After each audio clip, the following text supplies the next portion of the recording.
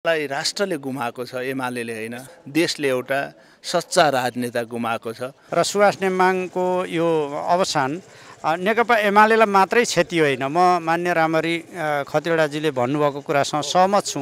यो राष्ट्रलाई सबभन्दा ठुलो क्षति हो। नेपालको संविधान निर्माण गर्न मात्र होइन, नेपालको राजनीतिमा सबै पार्टीका नेताहरूलाई मिलाएर लिएर जान सक्ने अहिले बाँचेका जीवित नेताहरूमध्ये उहाँ बराबरको नेता सायद कोही पनि हुनुहुन्न थियो। दर्शकबिन नमस्कार, सुनौलो नेपालको विशेष संवादमा छौँ र यो विशेष संवादमा हामी मङ्गलबार राति जो संविधान सभाका अध्यक्ष नेकपा एमालेका उपाध्यक्ष सुभाष चन्द्र नेमाङको एउटा दुःखद निधन भयो। उहाँको स्वर्गारोहणसँगै आज उहाँको पार्थिव शरीरलाई उहाँको घरमा राखिँदै गरेको अवस्थामा विभिन्न नेता कार्यकर्ताहरूले उहाँको पार्थिव शरीरमा पुष्पगुच्छा अर्पण गर्ने, श्रद्धाञ्जली अर्पण गर्ने यो भिडभाडको बिचमा, यो एउटा शोकाकुल वातावरणको बिचमा धेरै राजनीतिक दलका नेताहरू हामीसँग यहाँ उहाँको राजनीतिक जीवन, उहाँको व्यक्तिगत जीवन र उहाँको स्वभावका विषयमा र उहाँले पुर्याउनु भएको राजनीतिक योगदानको विषयमा कुराकानी गर्नका लागि यहाँ हामी जमर्को गरिरहेका छौँ। र यसै बिचमा हामीसँग नेकपा एमालेका नेता, प्युठानबाट निर्वाचित प्रतिनिधि सभा सदस्य सूर्य थापा हुनुहुन्छ, त्यसै गरी नेपाली कङ्ग्रेसका नेता र प्रतिनिधि सभा सदस्य र त्यति मात्रै नभएर राज्य व्यवस्था सुशासन समितिका सभापति समेत रहनुभएका रामहरि खतिवडा हुनुहुन्छ। एकजना नेपाली काङ्ग्रेसको नेता, अर्को नेकपा एमालेको नेता। यी दुवैजना नेताहरूसँग सुभाष नेमाङको राजनीतिक जीवनको बारेमा, उहाँले पुर्याएको नेपाली राजनीतिको योगदानको विषयमा हामी आज यो एउटा गहिराइमा पुगेर विचार विमर्श पनि गर्नेछौँ। सुरुवातमा म राज्य व्यवस्था तथा सुशासन समितिका सभापति रामहरि खतिवडालाई प्रश्न गर्छु। स्वागत छ सर। धन्यवाद। अब संविधान सभाको अध्यक्ष जति बेला 62-63 को आन्दोलन पछाडि चाहिँ प्रतिनिधि सभाको त्यो चाहिँ उहाँ चाहिँ सभामुख भएर पनि काम गर्नुभएको 12 बुँदे सम्झौता पछाडि पुनस्थापित प्रतिनिधि सभाको भनौँ सुभाष चन्द्र नेमाङ नेपाली राजनीतिको एउटा हस्ती व्यक्ति, उहाँ नेकपा एमालेको राजनीतिमा सक्रिय व्यक्ति, नेपाली कङ्ग्रेसको चाहिँ नेताले सम्झिनु पर्दा कसरी सम्झिनुहुन्छ? विशेष गरी रामहरि खतिवडाले सम्झिनु पर्दा सुभाष नेमाङले आजको दिनमा कसरी सम्झिनुहुन्छ बताउनुहोस्। नेपालको राजनीतिमा यति शालीन, भद्र र इमान्दार नेता मैले एउटा कृष्णप्रसाद भट्टराईलाई त त्यत्तिकै सम्मान गर्न चाहन्छु। पहिलो सभामुख कृष्णप्रसाद भट्टराई र साँच्चै सभामुखको रूपमा कसैले एउटा जहाँ पनि चिनिने नाउँ थियो भने सुभाष चन्द्र नेमाङ हुनुहुन्थ्यो। व्यक्तिगत रूपमा मेरो गुरु पनि हो उहाँ। मलाई ल क्याम्पसमा उहाँले ल क्याम्पसमा क्रिमिनल ल पढाउनुहुन्थ्यो। मलाई अहिले पनि एउटा याद छ, पञ्चायतले लीला ठगी राम लक्ष्मण गोकर्णलाई मार्यो, अराष्ट्रिय तत्त्व भनेर मार्यो, तर हाम्रो लागि ती नेताहरू शहीद हुनुभएको छ। राज्यले हेर्ने तरिका फरक हुन्छ, कोही नेतृत्वले अथवा राज्यले हेर्ने फरक तरिकाले मान्छेहरूलाई हेर्छ, तर हामीले न्याय गर्नुपर्ने ठाउँमा त्यो व्यक्तिलाई अन्याय गर्न मिल्दैन। नेपालको संविधान निर्माण गर्न मात्र होइन, नेपालको राजनीतिमा सबै पार्टीका नेताहरूलाई मिलाएर लिएर जान सक्ने अहिले बाँचेका जीवित नेताहरूमध्ये उहाँ बराबरको नेता सायद कोही पनि हुनुहुन्न थियो। कहिलेकाहीँ शेरबहादुर देउवालाई अप्ठ्यारो पर्यो भने केपी ओलीसँग कुरा हुन पाएन भने सुभाषलाई कन्ट्याक्ट गर न भनेर हामीसँगै कतिपय कुराहरूमा शेरबहादुर देउवाले भन्नुहुन्थ्यो। प्रचण्डलाई अप्ठ्यारो पर्यो भने कहिलेकाहीँ सुभाषजीसँग सल्लाह गरौँ न भन्ने हामीले सुनेका छौँ। ओलीजी पनि कहिलेकाहीँ दुईवटा नेताहरूसँग अरूसँग कन्ट्याक्ट गर्नु पर्यो भने सुभाषजी मार्फत गरौँ न भन्नुहुन्थ्यो। कानुनको मात्र वेत्ता हुनुहुन्न थियो उहाँ। संविधान निर्माण गर्ने कुरामा उहाँले देखाएको त्यो शालीनता र इमान्दारिता र त्यति मेच्योर राजनीति अथवा त्यति परिपक्व राजनीति उहाँले नगरेको भए त्यो संविधान सभाबाट फेरि पनि संविधान आउँदैन थियो। उहाँले त्यतिखेर यो जात, यो वर्ग, यो पार्टी भनेर कहिले हेर्नु भएन। बेला बेला अप्ठ्यारा कुराहरू संसदमा फुकाउनु पर्यो, संसद डेडलक हुँदा पनि तपाईँहरूले देख्नुभयो। अस्ति उहाँले पार्टीको कुरा गर्नु भएन, संविधान अनुसार संसद चल्न सकेन, प्रतिनिधि नियावलीसम्म चल्न सकेन। यो बडा दुःखद कुरा हो। संसद चल्नुपर्छ भनेर उहाँ पार्टीभन्दा माथि उठेर कुरा गर्नुभयो। केही दिन पहिला उहाँ, म र रमेश लेखक धुलीखेलमा गएर बसेका थियौँ। राति 11 बजीसम्म राम्ररी हामी गफगाफ गऱ्यौँ। यही संसद डेडलककै विषय थियो, अरू विषय थियो। सभामुखज्यू पनि जानुभएको थियो, सभामुखज्यू फर्केर आउनुभयो। हामी राति त्यहीँ बस्यौँ। उहाँले धेरै कुराहरूको त्यस दिन गर्नुभयो। उहाँलाई कहिलेकाहीँ यो हिन्दूहरूले अरूले क्रिस्चियन भयो भनेर भनेको कुरा उहाँले एउटा बडा क्रिस्चियनिटीको आरोप लगाए। उहाँलाई बडा राम्रो कुरा गर्नुभयो। मेरो श्रीमतीले सधैँ म हिँड्ने बेलामा बिहानै मन्दिरमा गएर टिका लगाइदिन्छन्, टिका लाएर म हिँड्छु। एक दिन म कुनै यात्रा जाँदै थिएँ, मलाई केही पैसा चढाउनु है, यो नदीमा बिचमा पुगेपछि भनेर दिनुभएको थियो। मैले भुल्नेछु, पछि बेलुकातिर कार्यक्रममा जाँदाखेरि त्यो पैसा त तिम्रो गोजीमा रहेछ। अनि मैले मेरो श्रीमतीलाई फोन गरेँ, यो के गरौँ, पैसा यस्तो भएछ भनेपछि भोलि फर्केर आउँदा त्यही नदीमा चढाएर आउनुहोस् भनेर मेरो श्रीमतीले भनिन्। म त्यसरी धर्मप्रति पनि मेरो कुनै धर्मप्रति पूर्वाग्रह थिएन, तर मलाई त्यस्तो आरोप लाउँछ भने उहाँले हामीलाई त्यो पनि भन्नुभयो। संविधान जारी हुने बित्तिकै चाइना सरकारले एउटा ठुलो डेलिगेट्सलाई नेपालबाट बोलायो। यत्रो अवस्थामा संविधान जारी भयो भनिसकेपछि सुभाषचन्द्र नेवाङ सभामुख हुँदा जारी भएको संविधान भने उहाँकै नेतृत्वमा केही पार्लियामेन्टरीहरूलाई बोलाएको थियो।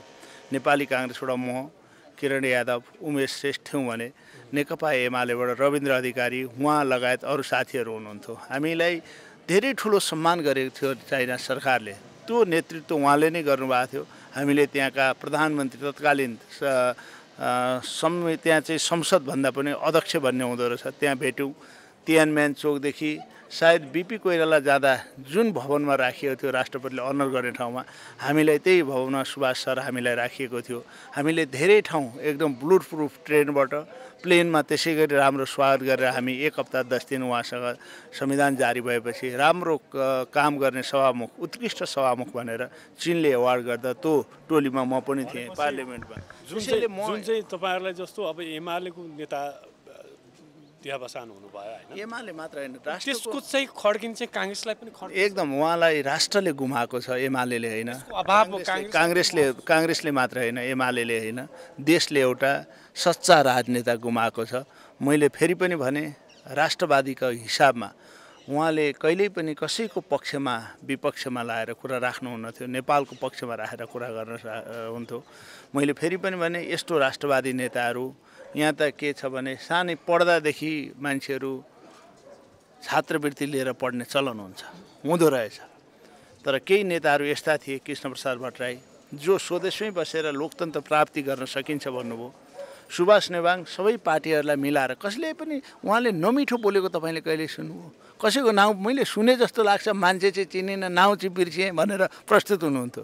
सायद यो शैली अब नेपालको राजनीतिमा हामी पाउँदैनौँ। सुभाष नेवाङ गएपछि उहाँ व्यक्तिगत रूपमा मेरो गुरु पनि हो। नेपालले एउटा राम्रो प्रजातन्त्रवादी राजनेता, सबैलाई मिलाएर हिँड्ने, पार्टीभन्दा माथि कहिलेकाहीँ उठ्न सक्ने राजनेता गुमाएको छ। यो अतुलनीय र अपूर्ण क्षति हो। मैले थोरै हाम्रो सूर्य थापासँग मैले कुरा गर्न चाहेँ। मानिज्यू, अब तपाईँको अनुहार मलिन देखिएको छ, आज तपाईँ भावुक पनि हुनुहुन्छ। सक्छ कि अब यो तपाईँलाई थप चाहिँ भावुकताको चाहिँ त्यो आभास दिलाउन मैले भनिरहेको छैन, तपाईँको त्यो अनुहारले झल्काउँछ त्यो कुरा। अब तपाईँको व्यक्तिगत राजनीतिक जीवनमा, मुलुकको राजनीतिक कालखण्डहरूमा अब सुभाष नेवाङ केवल चाहिँ अब इतिहास बन्नु भएको छ। यो अवस्थामा के बोल्न सक्ने कुराहरू तपाईँसँग छन् भने कृपया राखिदिनुहोस्। सुभाष नेवाङ नेकपा एमालेको उपाध्यक्ष अवश्य हुनुहुन्थ्यो, तर उहाँ पार्टीको पदले भन्दा पनि देशका जिम्मेवारीहरूले सबैका निम्ति सर्वग्राह्य, सर्वमान्य र सबैका लागि स्वीकार्य त्यस्तो सहमतिको मियो हुनुहुन्थ्यो। जुनसुकै समस्या पर्दाखेरि हरेक पार्टीले सुभाषचन्द्र नेवाङलाई एकचोटि सम्पर्क गरौँ, उहाँका कुरा सुनौँ, उहाँलाई सुनौँ भन्ने स्थिति उहाँले आफ्नो चाहिँ भूमिकाले, आफ्नो व्यवहारले त्यो देखाउनु भएको थियो। हो, पार्टीको हिसाबले पनि पार्टीभित्र उहाँ सबैसँग सम्बन्ध राम्रो राख्नुहुन्थ्यो, तर आफू उभिने ठाउँमा उहाँ निर्ममतापूर्वक उभिन सक्ने त्यो क्षमता राख्ने व्यक्तित्व हुनुहुन्थ्यो। तर राष्ट्रिय राजनीतिलाई ठिक बाटोमा लैजान, जतिसुकै तनावका बिचमा, असमझदारीका बिचमा, विमतिका बिचमा एकताको चाहिँ खोजी गर्ने सिलसिलामा सुभाष नेवाङ पृथक शैलीको, पृथक क्षमताको र पृथक हैसियतको नेता हुनुहुन्थ्यो। उहाँले रामहरि खतिवडाले भन्नुभयो, उहाँ चाहिँ केवल एमालेको नेता हुनुहुन्थेन, उहाँ चाहिँ कुनै एउटा गुटको नेता हुनुहुन्थेन, उहाँ सिङ्गो देशको नेता हुनुहुन्थ्यो, उहाँलाई उहाँको अनुपस्थितिमा सिङ्गो देशलाई यसको चाहिँ प्रत्यक्ष घाटा छ। संसदभित्र मैले भन्दा बढी माननीय रामहरि खतिवडा सहितका माननीयहरूले उहाँसँग विभिन्न सन्दर्भमा पहिलेका कार्यकालमा पनि बढी सङ्गत गर्नुभएको छ, बढी देख्नुभएको छ। म त पछिल्लो चुनावबाट निर्वाचित भएर आएपछि सांसदको हैसियतमा उहाँको नेतृत्वलाई नजिकबाट हेर्ने, उहाँको मार्गदर्शनमा चल्ने चाहिँ छोटो अवधि रह्यो। तर मलाई के लाग्छ भने सुभाषचन्द्र नेमाङ हामीलाई सिकाउने कुरामा त अब्बल हुनुहुन्थ्यो नै। पछिल्लो समयमा उहाँको बढी समय मैले राष्ट्रिय स्वतन्त्र पार्टीका सांसदहरूसँग बितिरहेको देख्थेँ। मैले कहिलेकाहीँ ठट्टा पनि गर्थेँ, सुभाष दाई आजभोलि त तपाईँ त हामीलाई समय नै दिनुहुन्न, राष्ट्रिय स्वतन्त्र पार्टीका सांसदहरूले समय लिइसकेपछि बल्ल हामीलाई समय हो भनेर पनि भन्थेँ मैले। उहाँले भन्नुहुन्थ्यो उहाँहरू एउटा उत्साहले आउनु भएको छ, प्रक्रियाका बारेमा कैयौँ कुराहरू सोद्धाखेरि मैले तपाईँहरूलाई भन्दा बढी महत्त्व दिनुपर्छ, त्यसले संसदलाई देशलाई राम्रो गर्छ भनेर भन्नुहुन्थ्यो। मैले थुप्रै राष्ट्रिय स्वतन्त्र पार्टीका मान्यहरूसँग उहाँको लामो छलफल, सांसदहरूसँग संसदमा धेरैजसो भलाकुसारी स्वतन्त्र पार्टीका सांसद त्यो मैले दिएको पाउँथेँ।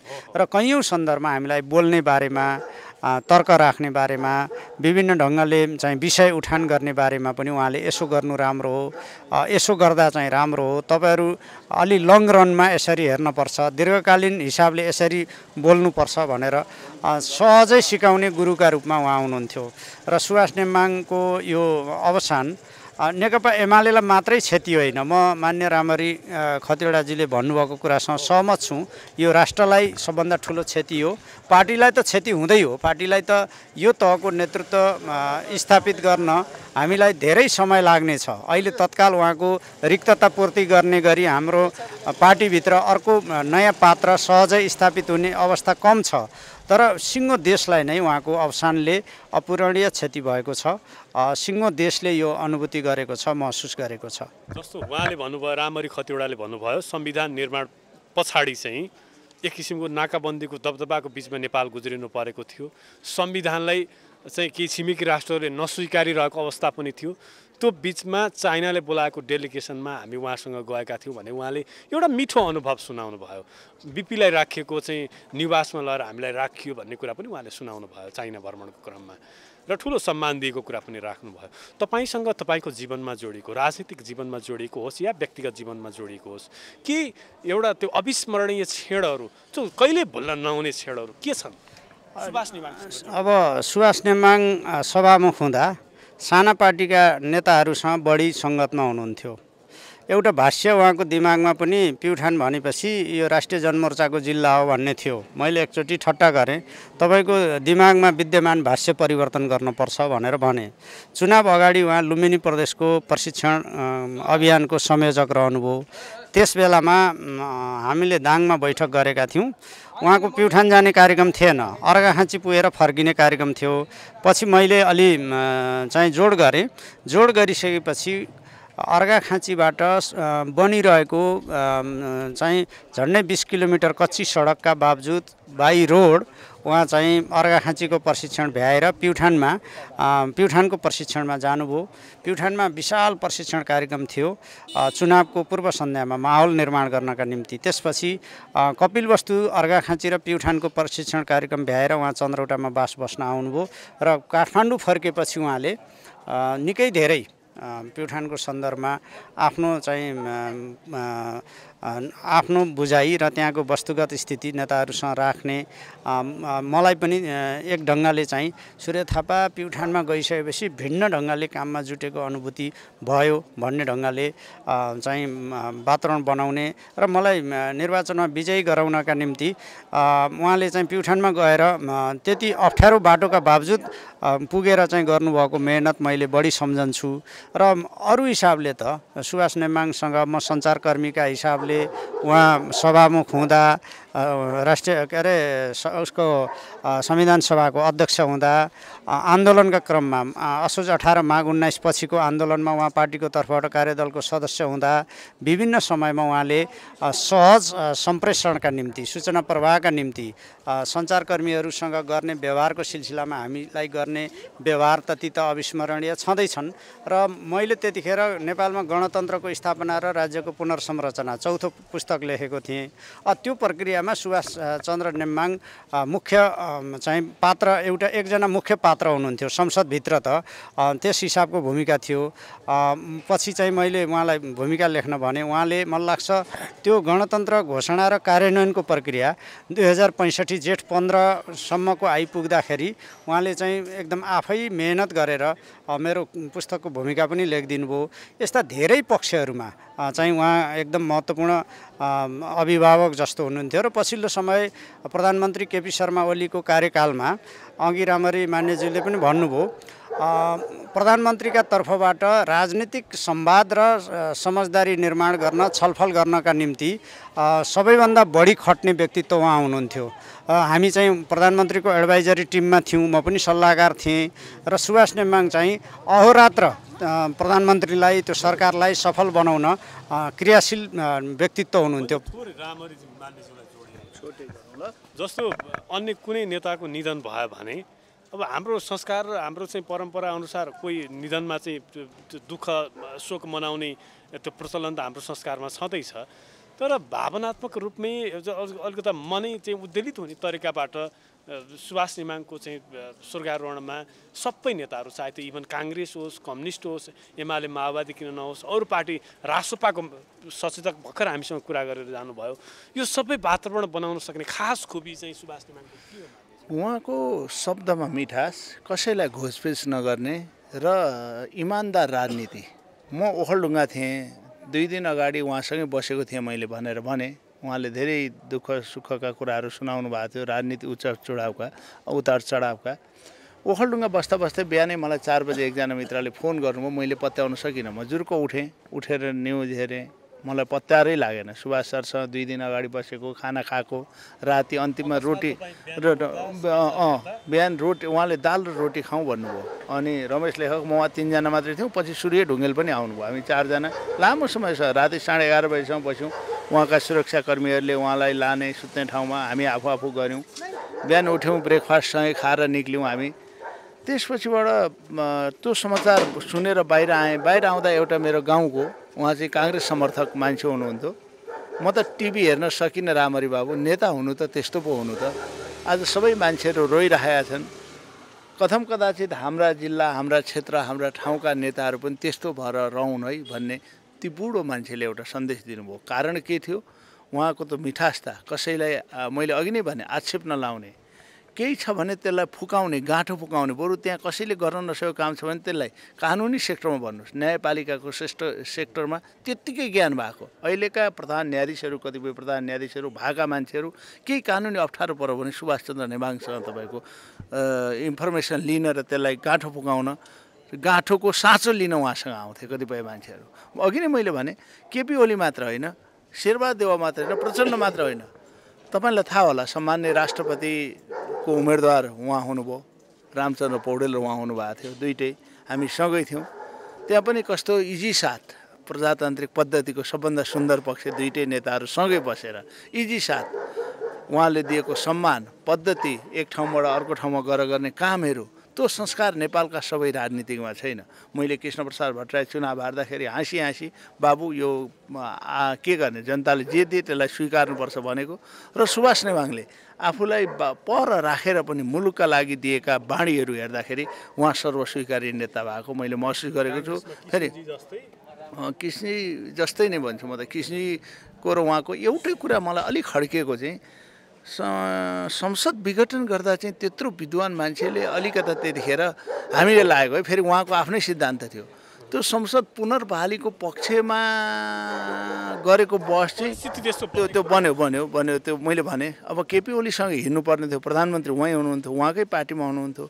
उहाँलाई पनि लागि नलागी प्रधानमन्त्रीजी यो भन्नुहुन्छ भनेर भाषणमा त्यसरी पनि प्रस्तुत हुनुहुन्थ्यो।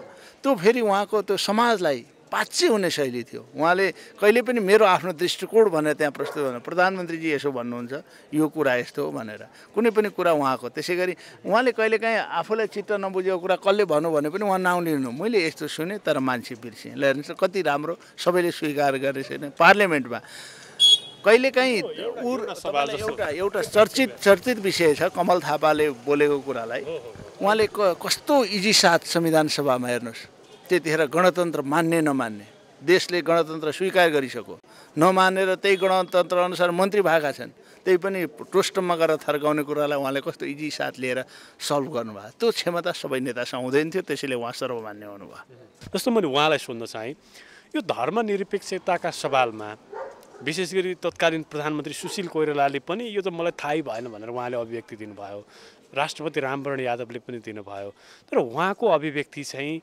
त्यो विषयमा आएन। यो अलिक पछि मात्रै म पनि त हिन्दू म त कट्टर म त पूजापाठ नगरी हिँड्दिनँ भन्ने खालका पछि अभिव्यक्ति आयो त्यो कुरा। यो यो यो विषयलाई प्रश्न पार्दिनुहोस् अलिकता के थियो?